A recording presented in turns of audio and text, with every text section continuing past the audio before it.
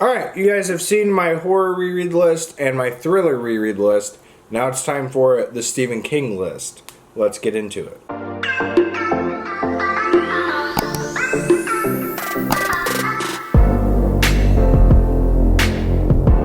Alright guys, welcome back to my channel. I am Zach with Zacks Books, and today I've got my Stephen King reread list. So, I barely narrowed it down to my top 5 King books I want to reread. If I could have it my way, I would have about another 30 or 40 of these, but unfortunately I do not have that power because all the other ones were only 5, so this had to be 5. We will have the 5 linked down below. I'm going to do my best to try and explain why I picked these 5 specifically.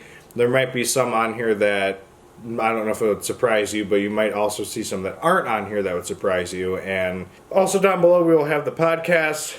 Every Monday we try and get our podcast up. Fun stuff, Bookstagram, all that stuff linked down below. Don't forget to like, comment, subscribe, and let's get into the books. Alright, I'm going to kind of put these in order of which I would like to reread them.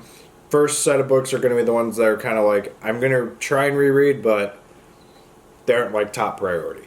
And the first one is The Stand, the first time complete and uncut. So this is the big boy, the big book that everyone knows, everyone loves. This is about the pandemic thing that kind of hits the entire world. It hits like good versus evil.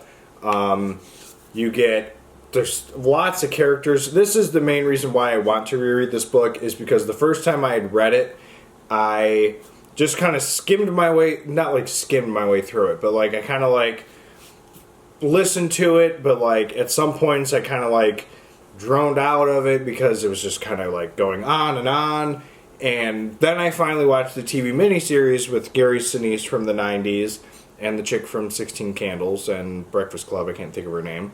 But I watched that series, and with me, I'm more of like a visual person. So like after watching that, I did the same thing with Firestarter. Like I watched the movie and reread the book, and I was like, oh my goodness, I was like putting faces to names and stuff like that. And so after watching the series, I think now would be like a good time to like tackle this book now, because it's like I can picture everything that's going on now. I could see like visually see like the town and everything that's going on with it, and you know, this group of people's survival through this terrible time. And I ultimately would say, I think I gave this, I don't quite think I gave it 5 stars. I'm going to give it 4 stars. But I definitely want to readdress this book just because a lot of people have this as their favorite book of all time by Stephen King. And it's also just like a classic book. So, first one, The Stand, complete and uncut. Alright, the next one up is going to have an honorable mention with it, and that is Desperation. So, the honorable mention is The Regulators. I would say because they kind of like correlate with each other, they're not like the same exact story. I read The Regulators first because I did my Bachmans first, and I kind of got thrown off a little bit because I didn't understand most of what was going on. Then I read Desperation, and a lot more things were like clearer, I would say. But it's been a while since I have read this, and I would definitely say I want to read them more back to back. This story, the first time I read it, it felt long, but I would say it also kind of, you know, I was following along with the audiobook, and Stephen King was the narrator. Like I said in our podcast episode earlier this week, King, great writer. As a narrator, he can kind of be a little dull, and him reading a 700-page book was not the greatest. So this is about a town, I think it's Desperation, Nevada, and this like evil spirit gets loose and starts possessing people. It possesses this police chief, and it's just been a while since I've read this. I can't even like think of his name, but it sounds like a girl's name if I remember. I think it's Intrigan. Something Intrigan, but I can't think of his first name. I really enjoyed the story and the premise of the book. It's just been a while since I've read it, and I just want to readdress it because Desperation used to be in my top 10, and then I started reading a bunch more, and it kind of lost steam, and so I want to try and get back into it. I would definitely say this is a book I want to readdress, and I'm going to with The Regulators. I'm planning to try and do it back to back, but I will not guarantee I will. So, but again, I would like to reread this, Desperation. All right, next up is Dr. Sleep. So this is the sequel to The Shining. But I read it when the movie came out, or a little bit after, before, whatever. And this book is kind of in the middle for me, where The Stand and Desperation used to be like a solid book that has kind of like lost its lore for me.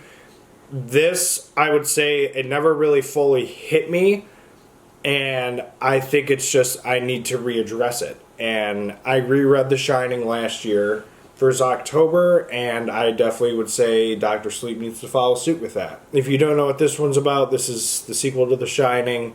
Danny has grown up, and he's starting to kind of have, he kind of has his father's features. He's an alcoholic, and this little girl ends up with the shine, but it's like more powerful than Danny.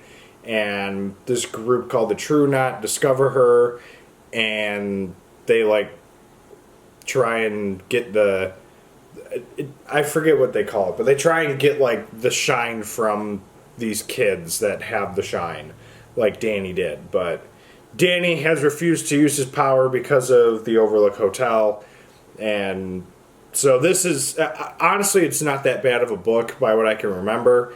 It's different than the movie, but I definitely want to readdress this book. So there you have Dr. Sleep. All right, next up is The Green Mile. So this book was in my top 5, and then I read The Dead Zone. I think it was The Dead Zone kicked this out of my top 5. It could still be in my top 5. It might be number 5. A reread would help with that. So this book, it's sad, and it's magical.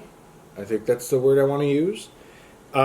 It's a really odd book for Stephen King. This was written in, I think, 6 serial novels at first. It came out like a month apart or something like that. I gotta say, this is probably an underrated book in my opinion, just because it's not his typical, like, back in the 80s and 90s, like, horror book, like The Stand, Desperation, The Shining, those kind of books. It's not like one of those style books. It's like, it's kind of like a fantasy book in a sense. Maybe not. But it's definitely not his typical kind of book. And I've seen the movie for this. It's absolutely, like, destroying in terms of, like, your emotions. I know Danielle felt sad when she watched it too. This is about a prison guard named Paul Edgecombe who is on the Green Mile, that's what they call it. And it's pretty much death row. And one day this large black man named John Coffey gets on the mile, but he's got this special gift. He's got a healing gift. And there's a whole bunch of like fun characters in this book. It's a fun book. There are parts that you get mad about. There are parts that are just sad. I don't know. I just really enjoyed the book, and I want to like just readdress it because it's been a while. So there you have The Green Mile. All right, the last one I'm going to talk about in this video is going to be Christine.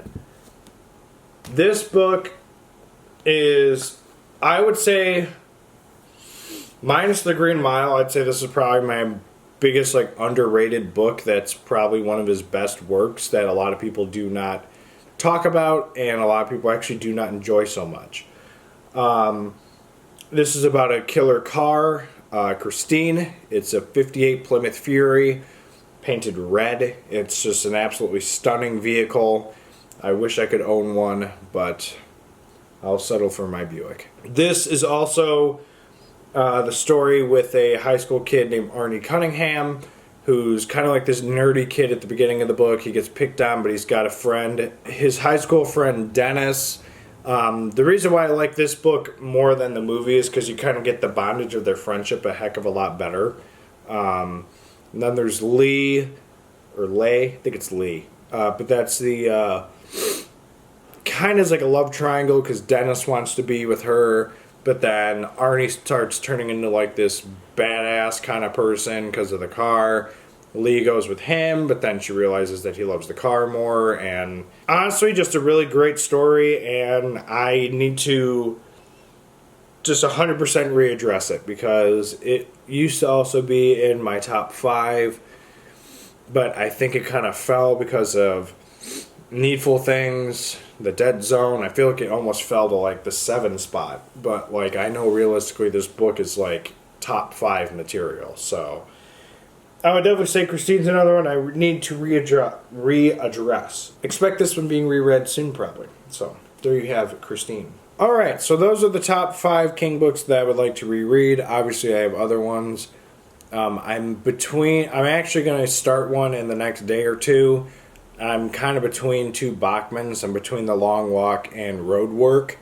By the time this video goes up, though, I'm sure it'll probably be decided and picked and everything. But I'm just not sure which one, because I think both of those are sleeper books. And The Long Walk used to be like one of my favorite King books of all time. So, but yeah, this was fun to do. Obviously, I could make another probably top 5 list for King rereads, but I'm just not going to. These are the 5 that I decided to pick. And again, like I said earlier, if you found one that you're not sure why it's on this list, or if you are wondering where one is, I want to reread all of them, so it doesn't really make a difference. So, but yeah, this was fun to do. Make sure you let me know in the comments what a King book is you want to reread. You know, whether it's the first reread or the 30th. Let me know in the comments. And as always, don't forget to like, comment, subscribe, and we'll see you guys in the next video. Later.